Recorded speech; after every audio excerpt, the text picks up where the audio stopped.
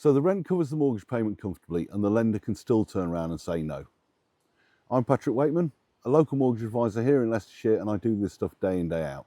So drop me a follow and let's do the sums properly. So this is the one that catches new landlords out, and accidental ones especially. You've done it on your phone, rent coming in, payment going out, and it works. And then someone mentions the rental stress test. So here's what's going on.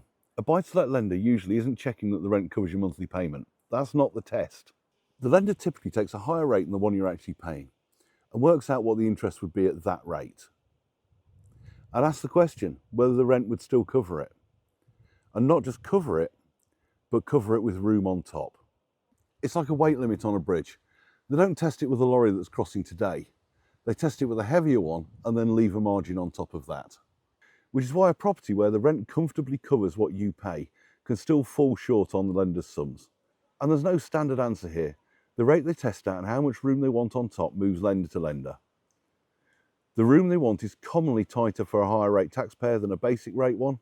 And no, I'm not touching the tax side, that's your accountant's job. But it does change the sums that the lender is doing. And then there's the one that nobody sees coming. The length of the fixed rate deal can actually change how much you can borrow. A 5-year fix is often tested more gently than a 2-year one. Same property, same rent, different answer. And through a limited company, it's assessed totally differently again. Not better, not worse, just different.